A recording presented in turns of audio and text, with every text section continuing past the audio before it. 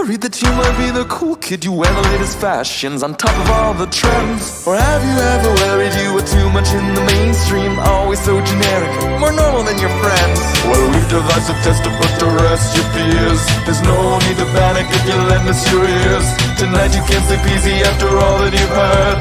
Cause if you like the show, then you're probably a nerd. Oh, Canon, it's Canon, it's all. It's Canon with Tyler, Phil, and Boris. Oh, Canon, it's Canon, it's all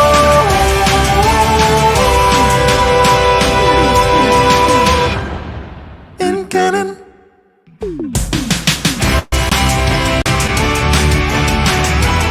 It's Monday, and you know what that means. It's time for a new episode of the It's Canon podcast, the show where you like to chat about comics, the show where you like to chat about video games, TV shows, movies, anything and everything. And the best part of it all is that it is all in canon. We're your hosts. I'm Boris, and this week I am joined by Phil. Hello, everybody out there. Welcome to our little man cave in YouTube. And maybe other places, too. We don't even know sometimes. All I know is that we are live, at the very least, right now, we are live on Facebook, Twitter, and YouTube. So thank you to anyone who is watching, and thank you to those watching the post-stream after the fact. What a week it's been. It's a very busy week in sports, to say the least. We got March Madness, the Final Four coming up this weekend. Four teams who no one would have ever thought would be in it are in it. Both Final Four games are happening on Saturday, with the finals on Monday. We have WrestleMania week. For those people listening on SNME Radio, I know this is a super busy week for you because you do have WrestleMania this week, and all the shows, all the cards. And a huge good luck to anyone who is going live in person. It's always an experience just being able to watch so much in 1 week. But with it being in LA, like, the distances are just so much. But whether you're watching Ring of Honor on Friday, Impact Wrestling on Thursday, WWE on Saturday, NXT on Saturday, and WrestleMania both on Saturday and Sunday. We hope you have fun. So much going on, so much so that some would say that our little slice of the pie, Phil, is a little, it's lacking a little bit. But without further ado, here we are chatting all things, everything on the It's Canon podcast. Phil, how are you? I'm doing well. I'm trying to center my camera, but it looks like I'm on the Titanic right now. I don't know what's going on. I just live here. I swear to you, the floors are not that slanted. For those of you who are watching the video feed or the recap, yeah, I'm doing well. I've been playing around with tech. I know you've been running around doing all this wrestling stuff with SNME, and fantastic on you. But for me, it was really, I guess the biggest thing for me was that our audience knows I'm a little bit of a Stadia guy, and I was a little bit crushed. A little bit. You, Tyler and I kept telling you, jump the ship. It is coming down. You guys already hit the iceberg, but Yep. you stayed on it. You stayed on it. I Rose didn't make room for you on that raft either. No, I really thought that it struck me as that should be the way of the future for gaming. And I'm happy to say that last week that Amazon came out of left field on Thursday, I believe, and just said, you know what? Today, going forward, Luna is live in Canada, the UK, Germany, in those marketplaces, and they finally went beyond the States. So it was interesting because I just waited a few days to gather some info on how this thing works, being somewhat familiar with cloud gaming. I have a Fire Stick. I have Amazon devices in my home. I have an Alexa-enabled TV. But what's happened now is that, it's basically you get a lot of access to certain games with just your Prime, Yeah. with just your Prime membership. And then, like, look, this Ubisoft Plus thing, it's $22.99 a month in Canada. That's a lot. I would imagine if you're a huge gamer for Ubisoft, it looks like it holds value, but man, it's a commitment. I subscribed to the Luna Plus. I ordered myself a controller here. It Hold was on. about, yeah, it was about Oh, there 90 you go. bucks. Beautiful looking controller. It's your standard Xbox controller for all intents and purposes. And yeah, I activated my free trial, 7-day free trial on Amazon Plus or Luna Plus, which is a monthly subscription, the same as Stadia was at $12.99 a month, and you get access to all of these games. Hold I on. gotta say, Right away. Right away. Earthworm Jim and Earthworm Jim 2 make this worth it. yeah, there's a lot of retro stuff in here. Space Ace, like, dude, Mega you'd Man. lose your mind. Lots of Mega Man, lots of racing games and whatnot. I went for the purposes of this show. I did a test of Dirt 5, which I know what that ran like on Stadia. I have it on PS5. That was my first game, and I have it on Xbox because I have Game Pass. So I've Yeah. got a pretty good base sample of playing that game. And I gotta say, it was great. It was great. I fired it up on the TV here. I got into the car, turned on the surround sound, and away I was. Like, cloud gaming's awesome. Like, from what I can tell, they're just putting on the back end, they're streaming a Ryzen rig that's fully decked over the internet to you because everything's coming up, the splashes and everything. It looks like there's a little bit of loading time, but it looks like they're on fast PCs with SSDs. And it's just kind of similar to the NVIDIA approach of how they're doing streaming by just, having the farms and plugging away. So you're getting high fidelity graphics, 1080p. Stadia had them beat with 4K under their Yep. subscription plan as long as the game supported it. But it seems to be the frame rate, everything like that. Like, I didn't have to tweak anything on my network. The controller hooks into my network, same as the Stadia did.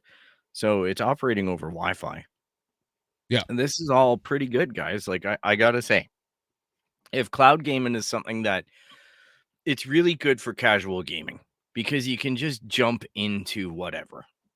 There's no loading, there's no patching, there's nothing. It's just play the game, and when you're done, pop out of it. So Yeah. the only problem is in Canada is that if you don't have an external device like a Fire Stick or a Cube, then what you got to do is petition your television maker to make the app available in Canada because it previously got barred because it wasn't available in our market. So interesting stuff, though. I gotta Yeah. say, Nah. like, whew, I did miss cloud gaming. I'm Yeah. surprised at how much I enjoyed it. So I'm looking forward Look, to a new adventure with this. I have to ask you, have you tried Resident Evil 2? Have you tried Resident Evil 3 or Saints Row? Maybe some of the Resident Evils, um, but I haven't really gone too deep into Resident Evil or Devil May Cry. Maybe like the Devil May Yeah. Cry reboot that was more action. I haven't gone down that horror genre really much, if at all. Yep. So, are you recommending I take a try on these services if they have them? I am more interested in how they run, right? Especially over Wi-Fi. The Resident Evil 2 and 3 are the remakes. Saints Row is a little on the newer side. So I'm more curious just how they run, right? And kind of compare that to your experience with Stadia. Look, I'm pro cloud gaming. I think cloud gaming is the future, and I don't like it, but in a sense, but I understand that that's where we're going, right? Especially with Game Pass and the new PS Plus, it's where we're going. That is the future in some shape, way, or form. So we have to get used to it, right? Especially as one of the biggest things that Tyler and I used to always shit on was the fact that people's internet, right? And yeah, that is still a problem. But unfortunately, with things like Starlink, and I say unfortunately just because of the who owns that. Yeah. But and a lot of people having fiber or better, right? Giga internet. It's becoming less of an issue. Yeah, it is. And really, you know what? Like I'm not on one of those mega data plans. Like I'm 50 megs a second, which is perfectly fine for me, but a more balanced split with a fantastic upload of 25 megs. Yeah, So things tend to work well in my environment as long as they work within that framework. So as long as I'm not trying to overdo it. The problem that I have is that with regular game consoles, okay, the ultimate experience is a game console. But I do find that the game consoles, Xbox gets a little bit more of my attention just because Game Pass is that user friendly for me. The pass system on PlayStation, I subscribe to that too. Like I am a little bit of a game, you know, a multiple a gamer type thing, multiple platform. I don't have a single commitment in this. I try it all. And I like Sony's approach, but it doesn't differ much other than it seems to be more difficult to get at, if that makes sense, because it's got its own little area and you have to consciously go in there and remind yourself to constantly check about what games are in there, get them downloaded. That takes time on 50 megs a second, right? Because now I'm looking at a download of a few hours. I just can't on the spot commit to, oh, it'd be fun to play this. And then, oh, there's an update that I need. Oh, there's a this that I need. Oh, I gotta, get this version fixed up. That type of thing. Whereas cloud gaming is just like, yeah, sit on your couch, sit on your monitor, wherever you have the thing, get on there, play your game, and get the heck out when you get tired or it's time to go make dinner or whatever you got to do. But you got a good 15 minutes of gaming in, and you're just like, yeah. I wouldn't have had access to that otherwise. You wouldn't believe how much I miss that. It's And weird. to be It's honest, weird. Phil, like that's the type of gamer that I'm turning into more and more. Like, yeah, I will put in 100 hours in a game that I absolutely love, like a Death Stranding or something like that, right? Mhm. A Final Fantasy, I'll put in this 50 hours or whatever you have to do. But for the most part, I want to be able to pick up a game, play it for a little bit, put it back down. That's all she wrote, right? And like really, like you said, like 15 minutes, 30 minutes. That's why I love sports games, picking up a sports games, kicking someone's ass, some noob's ass, and calling it a day, going back to what I do, right? I work from home. I've been working from home since 2015, right?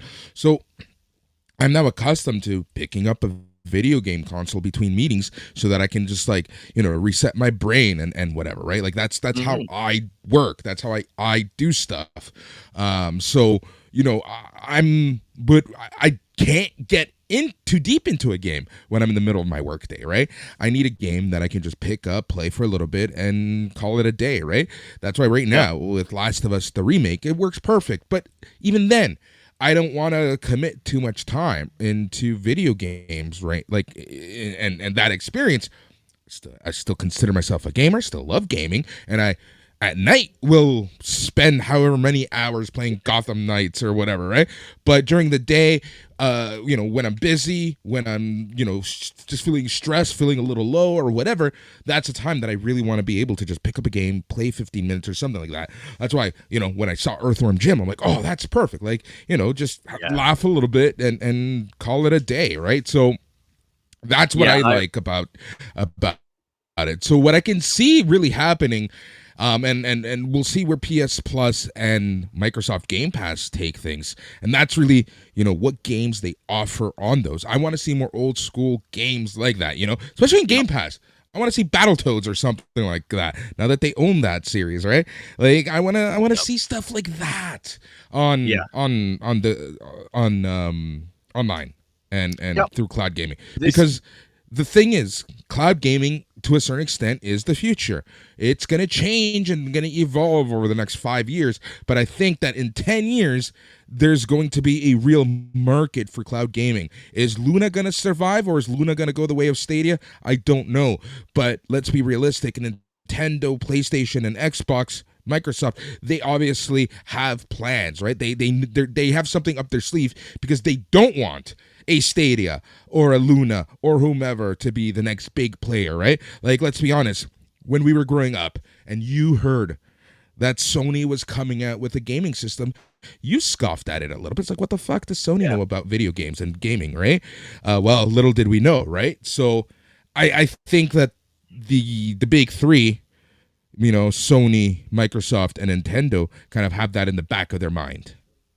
Well, one of the things that came out during this whole FTC filing with Xbox trying to acquire Blizzard and whatnot and Activision is that, that was one of the arguments that one of either the EU or the FTC used against Microsoft, and specifically identified that they had no incentive to play well with other cloud gaming services.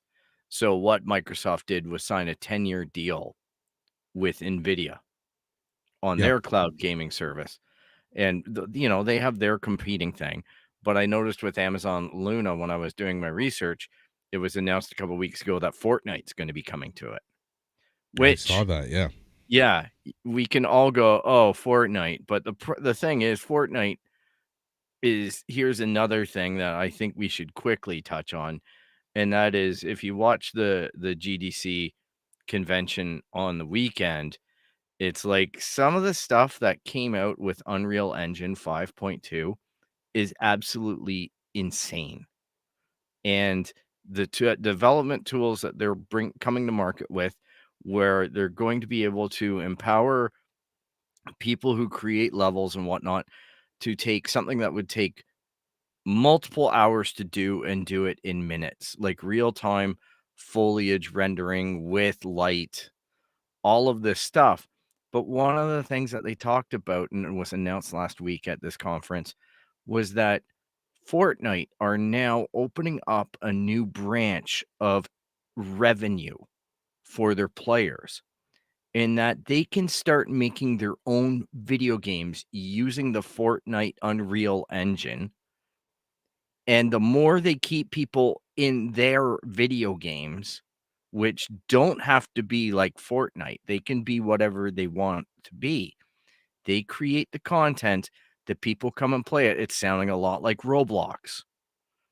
They have Yeah. people come and play it, and then based on the how you retain players, popularity, all this stuff, Fortnite reserve 40% of the revenue to be allocated back to the creators.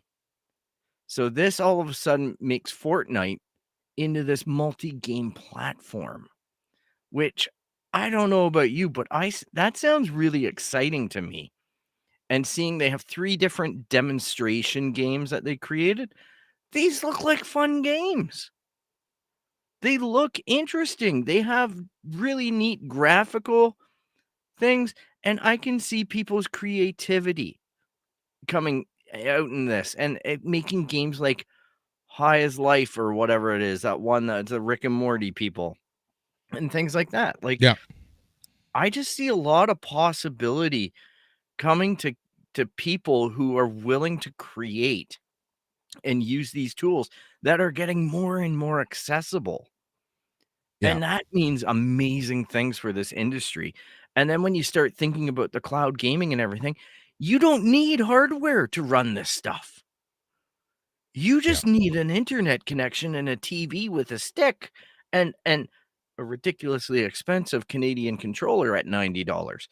But it's accessible now. It's not $600 plus tax. It's not $600 plus a VR helmet plus all this. You know what I mean? Like, we are getting into a really interesting period of gaming, and it's kind of, in my mind, like juxtaposed with, it seems like everything's just getting worse and worse with games as it stands right now. That's the other thing.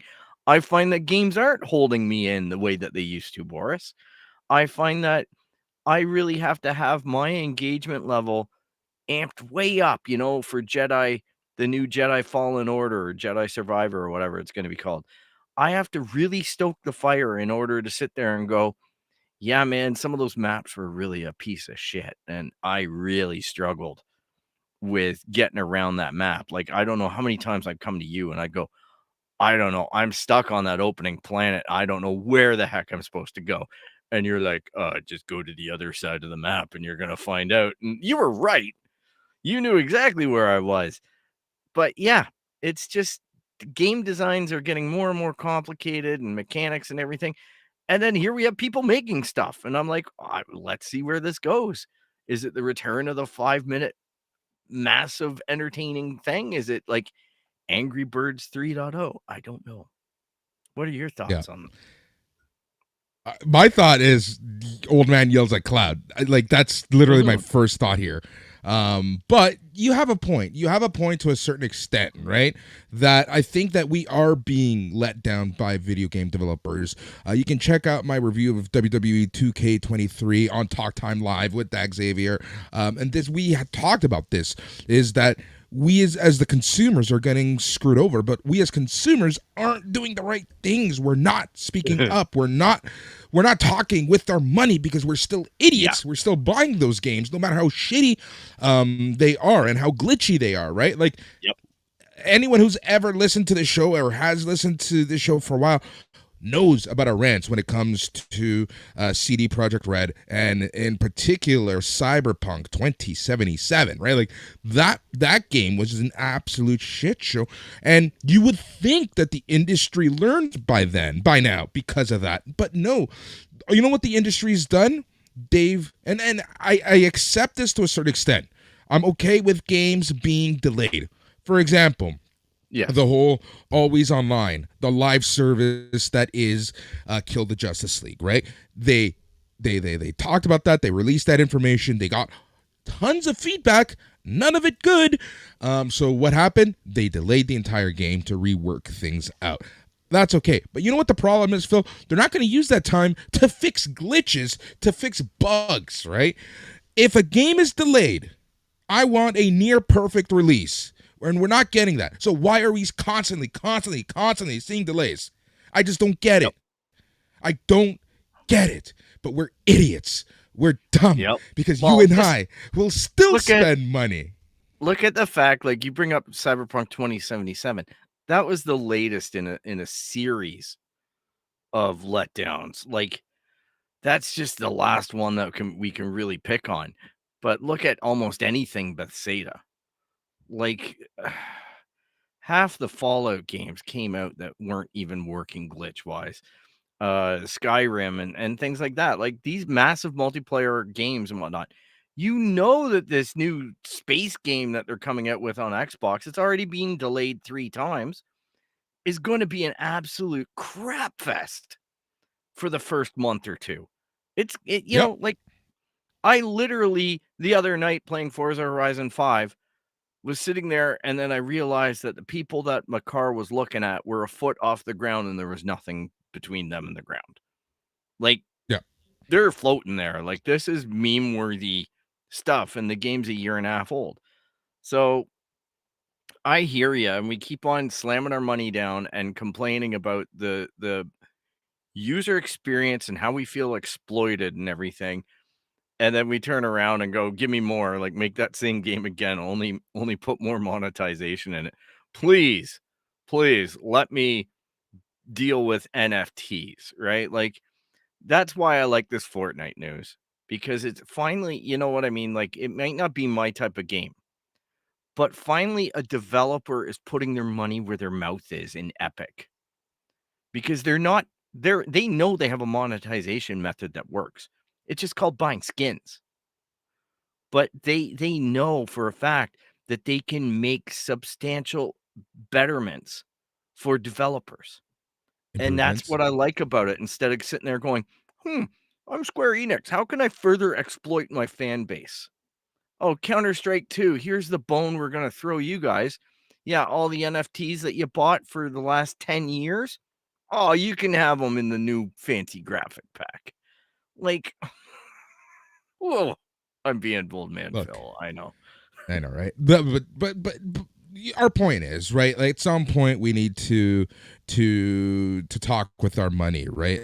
As consumers, right? And that's what it comes down to. And I think your example of these mini games is a great example because look at the popularity of Roblox. Look at like any parent that I know, anyone who's a parent around my age who has children playing Roblox, the amount of money that they put down into Roblox is absolutely insane and ludicrous. Yep. And I'll tell you, I played another game on the weekend, Boris. I did the open beta test for Diablo 4. Yep. Now, I gotta say, did not hit any cues, thank goodness. Played at some weird times to avoid them. of course. Kind of made the mistake of firing it up late at night on a Saturday night. Gotta say, they still do their cinematics really, really well. It's Yep. definitely a Blizzard game. And I'm not one, I don't have a penchant for horror. Yep. I don't have a strong stomach when it comes to certain stuff. That's just not me. Sorry. And the opening sequence of Diablo 4 was unsettling, to say the least, especially at 1 a.m. Wow.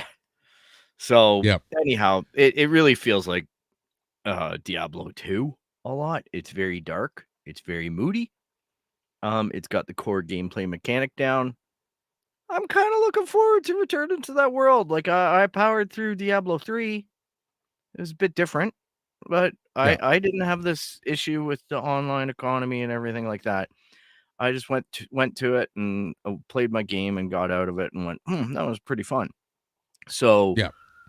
this one looks like it's going to do the same thing. The other one piece of news that I saw last week that just made me laugh was 2K Gaming announced that they are making an open world Lego racing game. Hey, it's like Mario Kart meets Lego, and then where it all goes bad is 2K. Because they have a real world economy that wants to trade real money and have players be able to take out real money from this economy. So they, take the one thing that should be sacred for kids and then try to get into their parents' pockets. This company, man. I'm telling you, they are off the leash with this cash grabbing stuff. I can only imagine what they're doing in WWE, but Right? I was gonna say, just to strap on because what they've done with WWE is insane. But it's a fun game overall. But I don't know. Open world racing game. That's interesting. That's very interesting. By 2K. That's what Forza, by 2K. Yeah, by 2K. That's what Forza Horizon 5 is. It's an open world racing game. So it's sure. It's the only open world thing that I play, to be honest, like and enjoy. Then I'm going back to the trough for. So all of a sudden I'm having to walk back a little bit old man Phil with the open world stuff. But yeah, it's a thing. I noticed that and was like I was cringing, man. I'm just glad that they didn't do it again in Forza with Lego. So we leave it at Hot Hey, Wheels. but you know what? These Lego games are super popular regardless, right? They're always harder than I think they're gonna be. Yep, I would agree. The kids, the Star Wars one kicks my butt. Not gonna lie. The DC ones. I think it was Lego Batman 3 that took me forever to play. I used to play them with Mike all the time, and we would just whatever tag team them and do them, right?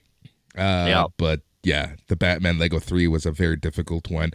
So we're talking about games coming. We just talked about the Lego Racing open world game, whatever that's going to be, by 2K. Cannot wait for that one and the rants on that one. But last week, I feel like ever since we came back and I told you to read these books, every week there's more news coming from the world of the Teenage Mutant Ninja Turtles, because it was announced last week that The Last Ronin is becoming a video game that is quote unquote inspired by God of War. Yeah, I heard that too, and man, I hope it doesn't suck. When you put those words, God of War, onto a game in this modern age, it's like saying it's a lot like The Last of Us. If you put that up there, oh, you better have the cojones. And then number 2, if you're telling me that got announced, we'll probably see it in the year 2030 with game development right now. That's the thing. The fact that we didn't even get an announcement on a studio. We just said, by the way, this is going to become a game. So hopefully it is Hopefully further it's not along than Ubisoft. It'll never happen. It'll be, well, right after we get Good and Evil 2 out. It's only been 18 years, people. Once we get that done, then we're going to do this TMNT thing. Yeah. Sorry. I don't even know what to say at that point, right? It's like, what is going on in the video game industry right now is so weird. And not a good weird. It's a very scary weird, right? Like, I just feel that it's teetering. It's teetering. I'm not gonna say it's on a brink of destruction, but you're seeing a lot of bad things happening. A lot of bad things happening. Having said that, they're making more and more money year over year. The thing that's killing me is that you have all these fandoms that are so excited about a game like Atomic Hearts, and then there's a reason to ruin it. And then everybody just wants to ruin everything. And it happened with Bayonetta. And it happens with almost every single game. There's like a whole segment of people who just want to ruin stuff. You know, we saw it with, unfortunately, I know we don't talk about it much, but Hogwarts and everything. And I don't know. I personally, it's just overwhelming, because it used to be if the game was good, you wanted to go get it. And now it just feels like I don't know, like I feel terrible for people who stream video games. That's all I can say about that, because it just, Twitter just looks like a crap show on the abuse front. And there's no way of making the perfect game anymore. There's no way of making something that's universally liked. And there's so many issues with the video game industry that they need to get it sorted out. They need to get overtime sorted out, and humane treatment in the workplace, and all this kind of stuff. And yes, we do see Alex. So yeah, in the chat. Did you see, the weekly shout out? Yep. Did you see okay, talking about treatment in the workplace, the whole GDC stuff, right? Like, apparently that's a shit show of a conference for the women, right? Like, people are saying it's essentially just a conference where people become predators. Okay, so last year, a Women in Gaming International event sponsored by Activision Blizzard was described as a men's praying ground by one attendee. It's just like this. Okay, so like, they really can't the watch games that themselves. Sorry, they really can't get away from that stink. Activision, I know. They can't, and we shouldn't give them a buy. We shouldn't give them the open. Yeah, I agree. Exactly. But going back to what you're saying, like, this is what I mean. There's just so much going on right now in the video game industry that's outside of the game itself, right? Yep. Like, working conditions, predatory nature, they're just equal pay in general, labor issues, etc., etc., etc. And then tag on the fact that games keep being delayed for one reason or another. I know that these two issues come somewhat hand in hand, but honestly, like, it's to me, it is crazy. And I truly do think that the video game industry right now is in a very weird place, and I hope that it can get into a good place. Because, like, for example, Ubisoft pulled out of E3 because they have their own live event. So going back to what we've been saying, right? Like, is E3 even going to still be a thing, right? Is E3 going to be the hotbed for, like, do independent gamers and independent gaming companies even have the funds to go to an E3, right? E3 is going to need to change its whole thing because they don't have the big players anymore. And when I mean big players, I mean Nintendo, Microsoft, and Sony. They've, right now at this point, lost their video game publishers. Ubisoft is out because they would rather run their own stuff, going back to what Phil, Tyler, and myself always talk about. They want to be able to control the message. They want to be able to hype what is important. They want the right stuff at the right time. They want to be able to control the message, essentially, right? So, but again, in my opinion, this is just another chalk on the there's something rotten in Denmark, right? No offense to anyone who lives in Denmark. I love Denmark. No, great but country. as the saying But goes, right? To me, I always my nose wrinkles when you bring up Ubisoft because of I've never seen a company take such a tank as they did. They rolled a one. Like Sega. I've just unreal. Well, yeah, Sega. But this is they're miscalculating everything. Oh, we're gonna make the Division free to play. Ugh. We're gonna double down on NFTs. Ugh. We're gonna commit to making games that aren't even in our developers' hands anymore, and they've left. Ugh. We're going to, they turned around and they're saying that they're going forward with this pirate game, which is stuck in hell because they got funded by a government, right? Like a Asian government for its development, and they're getting stuck with that contract because they took the money and they squandered it. And then never mind the fact that they have their own sexual assault and behavioral issues on all kinds of management levels in there. Like it just, to me, that company is floundering on every level. And then they do something like this. Let's pull out of E3 just because they can't survive the spotlight. So naturally they have to shrink the stage. And that's what you do when you skip E3. Right? And for Sony, they want to mitigate their stuff because they've got this complicated FTC filing that's going on, and they're trying to interfere with Microsoft. Microsoft are trying to limit damage control because, as it came out last week, Redfall was originally supposed to be a PS5 game, and Microsoft totally stopped that. Sounds like Call of Duty, doesn't it? When Microsoft is like, no, we'll just keep on sharing it. It just makes sense that that we want to sell the game on multiple platforms because we like money. And then it turns out, no, guess what? They're playing these games and they're playing them with the fan bases. And they are just after commitment, money, and loyalty to their environment. That's it. It is really just an arms race. It really is.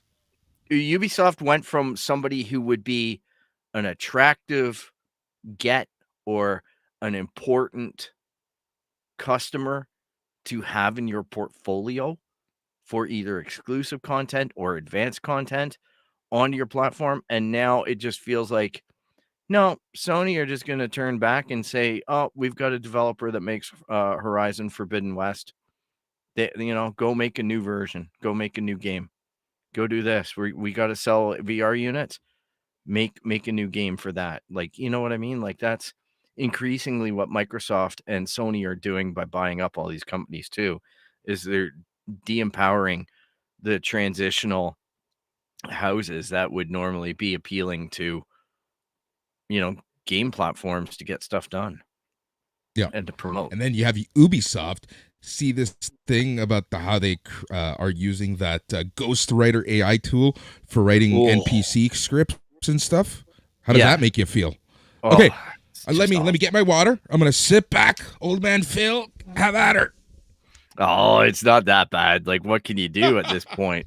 It just feels like that's the new trend, right? Is just, hey, let's all get AI involved.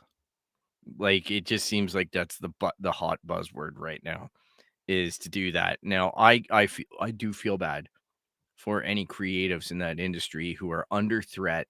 Or I've seen Alana Pierce make a couple posts about the fact that I would rather be writing first draft scripts for game content versus reading and comping like AI garbage. But they're saying that it's under heavy supervision and it's only to expedite the repetitiveness of NPC character things. So it's all I took an arrow in the knee type stuff, right? That we all remember from Skyrim. So And it's not just Ubisoft who's using AI tools right now. Roblox yeah. also announced AI tools like a material generator and a code assist feature. This was all announced at that pesky conference, Game Developers Conference, GDC, and it's meant to make things easier for Roblox developers to create games. Squanch Games also used Midjourney for high on life set decorations. So, AI, we're seeing this more. It's rumored that Forspoken used it as well, right? Which is why the dialogue was absolutely horrible in it. I don't know if that's true. I'm just saying. Phil, Okay. I'm telling you, one episode, and we're gonna do this. This is gonna be the ultimate gimmick. But listen to this: one episode of the It's Canon podcast is going to be 100% AI generated. Oh boy, it's probably going to be 90% right. It's Old man Phil. Oh my God! That insert rant here. Sad. Yeah, Tyler's not with us, but here's AI Tyler. Exactly. Yeah, here's AI Tyler. Oh, my levels just went crazy. Yeah, your levels just destroyed everyone. Actually, no, they didn't destroy you. You just went really, really low. Sorry. That's why I love live shows. You can catch us live each and every single week, whether it be Facebook, YouTube, or Twitter. We're going to be live. Right now, we're doing 9 p.m. We're just testing the things out. But once Tyler comes back, Tyler feel better, we're going to find a time that works for him. He is an hour ahead of both Phil and I. Phil and I are in the Eastern time zone. So we're going to try to find a time that works, like 7, 8 p.m., something like that. Post-dinner, pre-bed, listen to the It's Canon podcast, listen to Old Man Phil, Young Kid Tyler, and whatever the hell I am. Yeah, it's we do appreciate everybody's taking the time to loop in. We don't really have a sponsor for this week's episode, so unlike last week. Yeah, exactly. So this is a perfect segue, and I was kind of hoping that the episode would go this way. GameStop has turned a profit for the first time in 2 years after major layoffs in 2022. Yeah, I had a chuckle at that news, but this week, like, what the hell world are we living in? And you know how GameStop saw revenue. Oh, go ahead. Yeah. They So GameStop saw revenue of $2.226 billion during the fourth quarter. It was down slightly from $2.254 billion for the full year. The picture really wasn't as rosy. GameStop posted a revenue of $5.927 billion for the full year, down from $6.011 billion during the previous fiscal year. GameStop posted a loss of $313.1 million. That's an improvement from the $381.3 million loss during the previous year. What ended up really helping GameStop and what pulled them ahead is the fact that they cut costs. And what's the first cost that a lot of people like cutting? Workforce. Yep. Unfortunately, workforce. And the other strategy that's been working for them is because everybody buys their games digitally now, it seems. They have switched the majority of their product to be higher markup tchotchke items, i.e. toys. Mm-hmm. So you're going to see them doubling down on more toys and making more cuts. Doubling down on Funko Pops and Legos. Yeah, and those Black Series Star Wars figures, woof. And then apparently they're Oh, closing down their European branches, that type of thing. They're cutting some markets. I'm just waiting yeah. for the day that they cut, like, Canada, to be honest. But such is life. They are walking a tough road, and yeah, oof, tough one. Yep. But good on them for getting the profit, and I feel bad for anybody who lost their job in the way of that, though, because that's never fun. Yep. I hate companies that like pull a profit based off of people losing their job, right? It really Yeah. sucks. It's something that that hurts me. Danny's leave my Funko Pops alone. Hey, I collect them. Look at back behind Phil, but they are a very volatile market right now, right? So that's why we always kind of poke fun at Funko Pops, because it's the secondary market, not the first market. Funko, though, very weird, like we were talking about last week, where they need to just become smarter in how they do stuff. But we'll see what happens there. But yeah, so we'll see what happens with GameStop. Phil, speaking of Pops and Black Series Star Wars and lightsabers, yesterday I did end up going to the Awesome Toy Show. You should have come. You would have had a blast. You would have loved it. You would have skirplatted all over the place. Like clean up in aisle 6, 7, 8, and 9. Yeah, I got too many Black Series lightsabers, my friend. Dude, And those things ain't getting cheap. Like this stuff, no. I kid you not. I go into Toys R Us up here once in a while and take a look in the aisle. I still laugh my butt off looking at the fact that a little Ahsoka figure, like a three and a quarter inch or whatever, that little action figure, they want $56 Canadian for it new in Toys R Us. And I'm like, it's $15. Like, where are you getting this price point, Hasbro? And apparently that's one of the big complaints by collectors right now is that Hasbro has, upped their quality, but jacked the price and lowered the production. So, it's Here's the thing, Phil. Everything is becoming a collector's item at this point. If it's geared towards someone our age, and by our age, I'm just going to say 25 and above, I feel like any toy is just becoming a quote unquote collector's item because they know that we are idiots and we will pay whatever we have to pay to get that, right?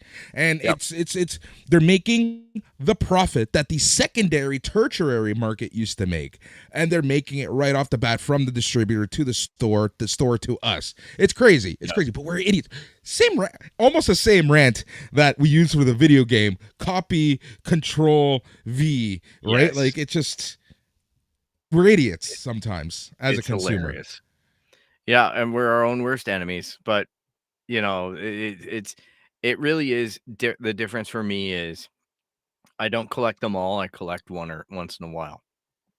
Or I've switched my fandoms and, done my Star Wars is now Lego Star Wars. Yeah. That type of thing.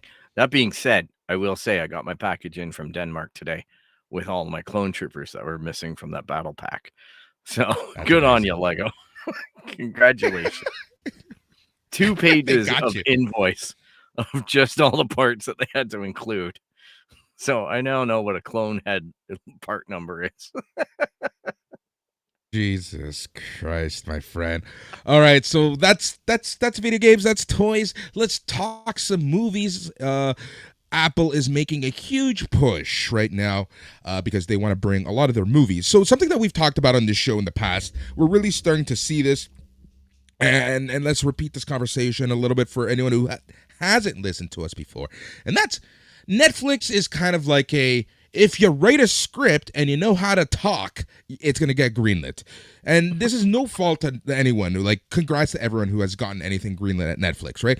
But they greenlight a lot of stuff. They greenlight basically you show a script they'll try to get, well, they used to get Bruce Willis or someone like that to star in it, because I feel like every other movie was starred by the same 3 or 4 people. Anthony Mackie, Bruce Willis, one of those two were going to star in your Netflix original. But Apple seems to be very much on quality, right? So Apple is really taking this to the next level because they are making a $1 billion push to bring their movies to theaters. All right. Here's the first one that a lot of people think is going to be one that they're going to push to theaters because they're trying to work with movie studios and movie production companies and distributors. There's this movie, Flower Moon. Oh, sorry, Killers of the Flower Moon, directed by none other than Martin Scorsese. Oh boy! Hold on. Let's unpack this a little bit, Phil. Pot, kettle, black. The man who preaches for film and cinema. The man who says that comic books are ruining film and cinema has a streaming only movie coming out. Of course. Like, how more on point can you be than that? Yeah. Like, so, but, I'm okay, so but get disappointed in this. mankind right now. Get this. Killers of the Flower Moon, directed by Martin Scorsese. If it's a superhero movie, I'm out. Can you imagine? Argyle, directed by Matthew Vaughn and starring Henry Cavill and Bryce Dallas Howard. And then there's Ridley Scott's Napoleon. All of these were Apple Plus exclusives, and these are the movies that they're trying to get to theaters. So I see this as a more than likely thing coming. Tetris actually looks amazing. I hate to admit it, but I'm really looking forward to that Tetris movie. And that's another Apple Plus, but that's an Apple TV Plus exclusive. So I think this is going to be a success for Apple, right? Because that thing that makes them different, that differentiator between Apple and Netflix being quality, name, brand name almost. You have movies by Martin Scorsese. You have Matthew Vaughn. You got Henry Cavill and Bryce Dallas Howard. You have Ridley Scott, right? Like, these are names that can sell a movie. Right? Yeah. You also have just like shows like Shrinking with Harrison Ford in them and things like that. Like they've got randomly. Yeah, they've got a lot of, and they've got a lot of stuff going on with Tom Hanks in terms of Greyhound and whatnot. Like I've long held that my Apple TV subscription has been one of the better ones for my money because of Ted Lasso, because of there's usually quality shows. There's a few Tom Hanks shows. There's one that's in the future where he's got a robot companion that was absolutely heart-wrenching. There was the space one too. The one with the alternate universe for space with what if the Russians got to the moon first and all that. Like, I forget the name of it, but the writing's fantastic. There's just so much great content on Apple TV that I'm just like, for my money, it's one of the ones that comes in at a lower tier compared to Netflix. And I dump Netflix before I dump Apple TV, especially now that my season's pass is on it. But that beside the point. We'll save that for the soccer show. Yeah. But it seems to be getting better, and they seem to listen to feedback, and they seem to be going out and investing in the right types of people to make new daring shows. Schmigadoon is another one that had a great cast and was just wacky, off the wall, worked, musical, weird, but man, like there's a lot of just stuff on there that just works. Whereas I can go through Netflix and it feels like a wasteland of trash. Having a Netflix, yes, it's really starting to sound like my love life. Having a Netflix subscription, it kind of makes you feel like you're a horror fan, where you watch 100 horror movies and you maybe find one or two that you like. Yeah. Or if you're my dad, he just sits there, fires up Netflix, and watches the same Western over and over again, pretends it's a different day. Pretends or doesn't know? Phil, is this a conversation I we need don't to have know. offline? Turning 85. He's going to go for his Jesus. driving test. Whoa! Look at world. Oh my god. Look, I don't want to talk too much about this, but I was asked to talk about it by 2 people, 3 people actually.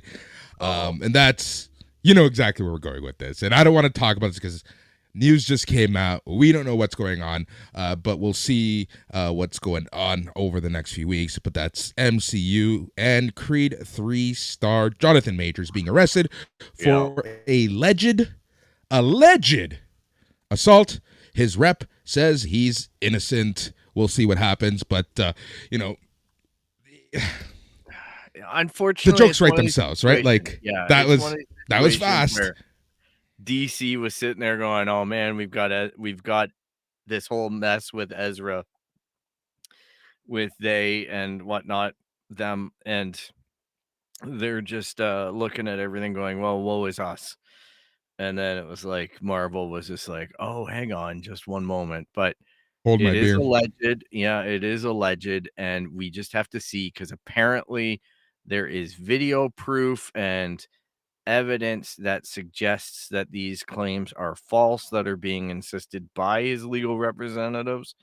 So, if that's true, this should rectify rather quickly. So, I think we're going to be looking at a couple weeks' time versus a court case and a lot of damage control needing to be done by Disney. But regardless, there is going to be damage control that's needed to be done by Disney because that company is not one filled with level-headed people, especially at the moment, because like they made moves, as I was saying, alluding to last week, with their visual effects vice president or whatever. They made some We moves. talked about that. Yep. Yeah, that lady was at Marvel for as long as Kevin Feige, right? Like this is one of the Look at James Gunn. yeah, Right? exactly. He So was it was dropped just like fast. there's there's a little bit of a weird funk going on over there. It's And our friend Kathleen Kennedy is in the headlines again too for that type of speculation. So, yeah, we'll but see what that's happens. nonstop. Here's the thing with Iger back in charge, right? It feels like it's a family-oriented company again, right? Where they really care about what their image is. And that's something that JPEG obviously didn't care about because he took people to court and he didn't give a shit who you were. He was there. He was signing the affidavits. Just Yep. come after me. So, Pretty much. Okay, so before we jump to our last little bit of what we've actually seen, Luna has Baseball All Stars 2. That game is one of my favorite games growing up. Carl, are you still combing through the games here? What am I gonna do? Listen to you? Like I gotta. Fair. I'm joking. I closed the window and it just popped up. But yeah, that's very cool. All right, so last 2 things before we call it a day. Let's talk about some of the things that we've watched. Let's start with Shrinking. It was talking about Apple TV Plus and the great content, quality content that comes out of Apple. We have Shrinking, Jason Segel, Harrison Ford, and a mutiny of awesome actors and characters. Such a good finale. Every emotion was had. It wasn't an episode of The Last of Us, but it was good. It was fun. It was happy. It was wholehearted. And then that last scene made you go, what the hell is going on? I really, really enjoyed my time with this show. It can't be understated. I'm gonna miss it. I'm looking forward to season 2. I'm hoping that they get that sucker out. I've already got an idea of where it could go, what it could be, and I'm excited for it. But that first season, it's a show that tackles a really tough topic in grief. and it does it with a lot of humor, which you wouldn't think works, but that cast made it work. And Harrison Ford got better and better as that show went on. And I'm looking forward to many rewatches of it because, yeah, there's a lot of episodes that where you're laughing as like you're laughing your ass off, and by the end your eyes are a little bit moist from being, from tears that actually are not brought on by laughter. They're brought on by actual sentiment and emotion. So I really feel like they got lightning in a bottle there on a comedy front and just a superb cast overall. Like everybody hit it out of the park on that. The daughter, Yep. Jason Segel, the neighbor from Drew Carey show. I forget her name all the time. You know it. I But forget it. I honestly forget oh, it. I just okay, know her. fair enough. I thought that was something that you carried, like inscribed somewhere on your body. So anyhow, yeah, My right hand. yeah, exactly. As my little nephew listens. Yeah, exactly. Nothing wrong with that. That's just called a honest uncle.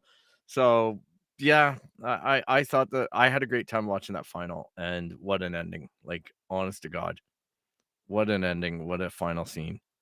And Yep. it's really good. Like I say, if you're dealing with grief, it gives you some nice introspection, and it really just helps you talk about it a little bit more because you realize that it's something that you should do. So Yep. So that's Shrinking. Highly recommend. Highly recommend Shrinking. thanks, Danny. Let's talk. Yeah. Let's talk Ted Lasso because, oh my God, that Zava character. Anyone watching who's a supporter of the Los Angeles Galaxy has lived through this in real life. It's so funny. Zlatan, you're on TV, but it's not you. I love it. Just like Roy Kent is Roy Keane. We have now Zlatan Ibrahimovic in There we go. in the show, and oh my God, what a season 3 gem this is going to yield. He should eat less asparagus. But Which here's the that's thing: a lot of Yeah, go ahead. people are giving the show shit for not being as funny, right? But that's the whole point, right? I think that we're past that point, and now we're in 100% character growth, right? Like, look at Roy Kent this week, or on that second episode, right? Like, his character has matured so much from where he was to to being in a relationship to where he is now, to making amends with people he kind of screwed around with.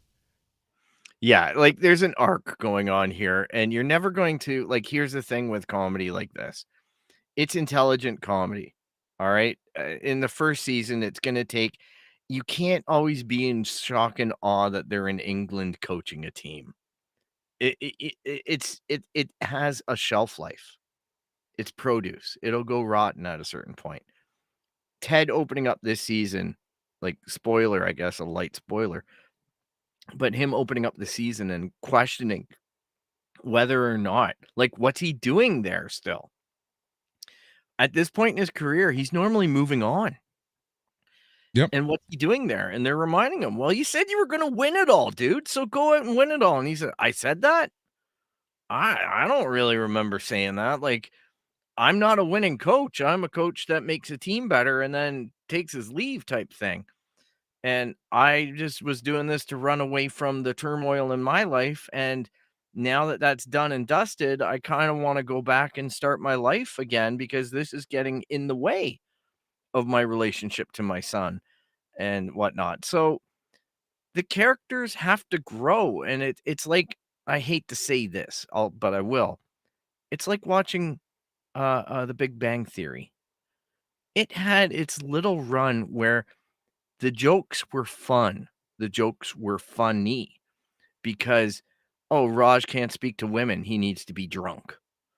Oh, Sheldon's being a weird geek again this week. Whatever. They do that, and eventually they just can't keep on going back to that trough. They have to go, "Oh, guess what? They're gonna have complicated relationships, they're going to have frustrations with it, we're gonna go on the journey because audiences respond well to it." And that's what they do, and Ted Lasso has always been a 3-season show from what the sounds of Jason Sudeikis and everybody and Brett Goldstein who write it.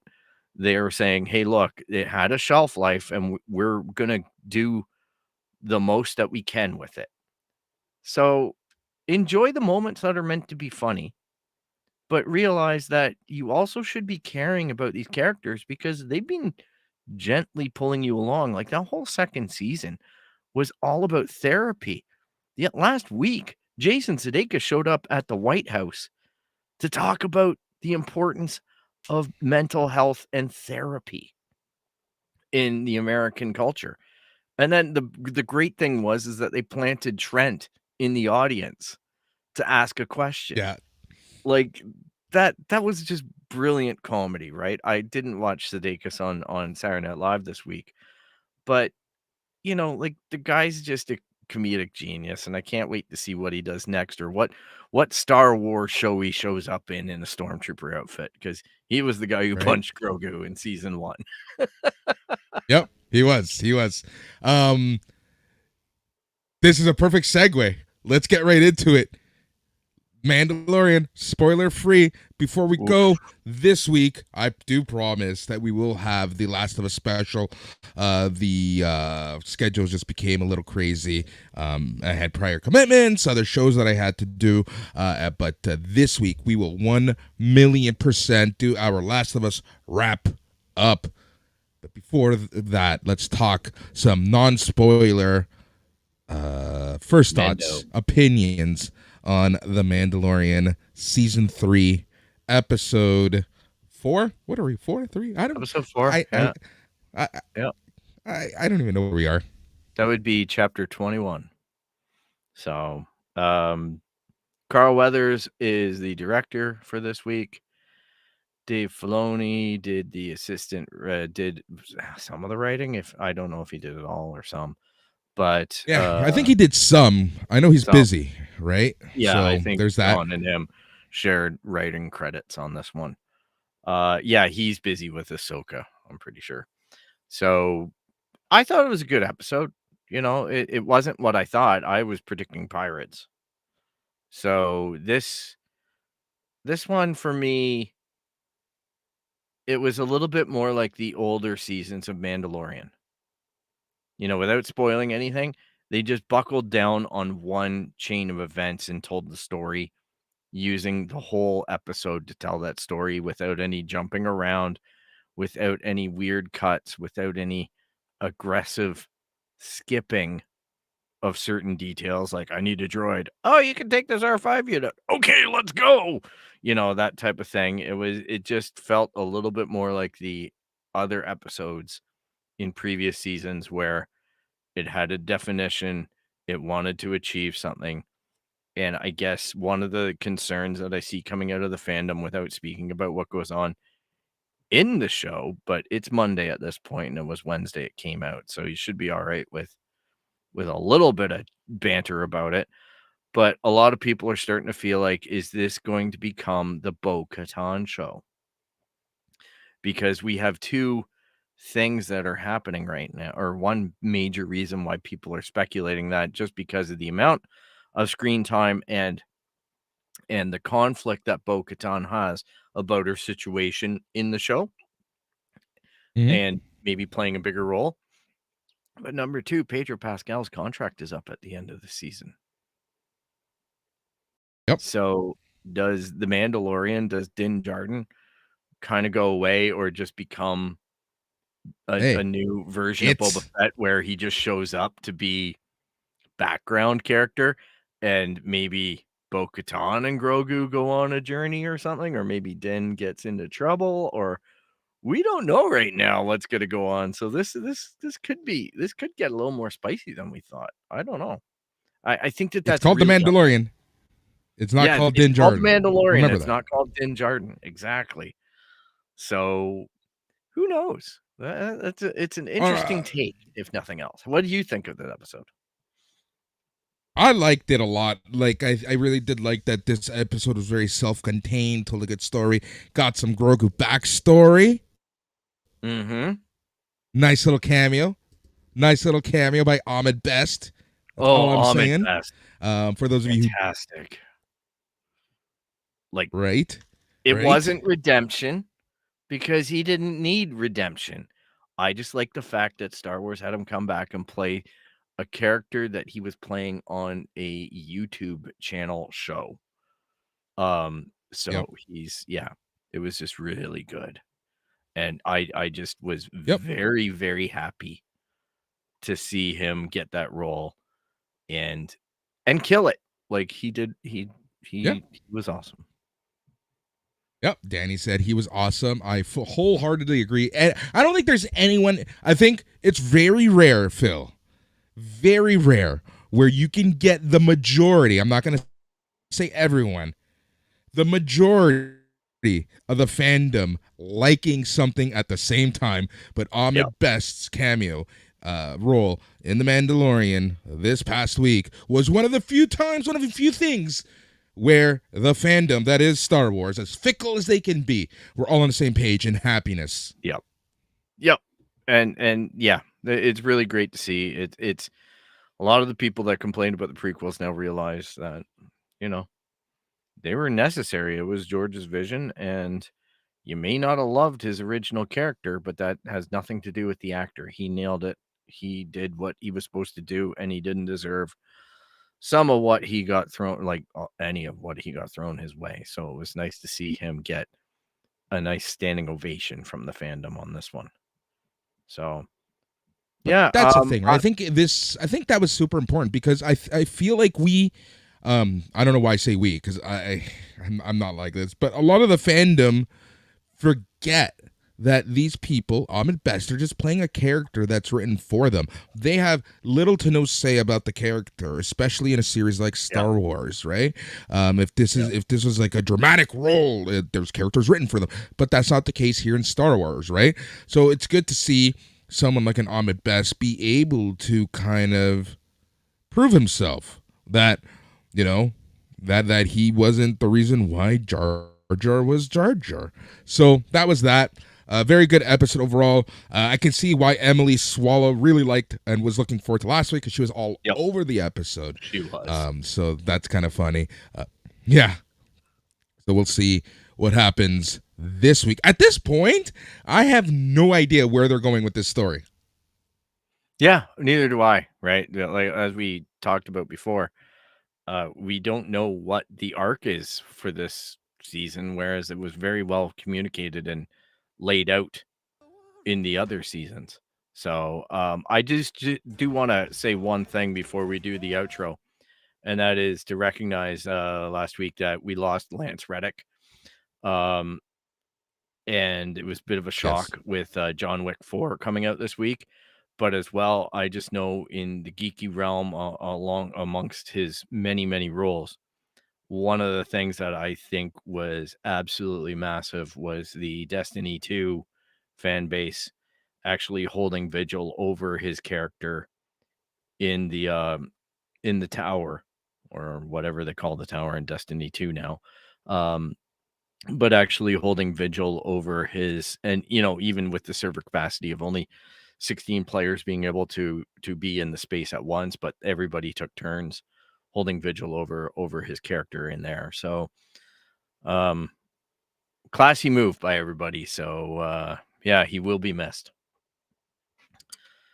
And with that, Yeah, we should talk 100%, about 100%. So thanks for that. With that, I thought I heard music. All right. I'm going to tell you Oh, where you know you what's can up. find us at www.itscanonpodcast.com. You can track us down on Instagram, Twitter, and Facebook at It's Canon Podcast. You can email us at show@itscanonpodcast.com. You can subscribe basically anywhere where you find podcasts. You're going to find us, but you're also going to find us on Patreon, patreon.com/SNME radio. And please, give us a subscription there. If you're into wrestling, that's the place where you want to be. It's Sunday night's main event. And you can also find us on YouTube, where we're called the It's Canon Podcast, or It's Canon Podcast. If you like what you hear, make sure to, subscribe to the show, maybe leave a like, and, be sure to tell your friends. And thanks so much for taking your time to listen to two old dudes moan and groan. Number one, not old myself. Number two, thank you everyone for listening to the It's Canon Podcast, the show where we chat about anything and everything, including video games, books, movies, TV shows, anything that we can think of. We'll talk about it here on the It's Canon Podcast. Remember, later on this week, you 100% will be getting The Last of Us special, and then we will be back next Monday. We'll post on all of our socials at what time we're going to be going live, but this is a thing that is happening each and every single week. We're coming at you live on the It's Canon Podcast. He's Phil. I'm Boris. Till next time, thank you for listening.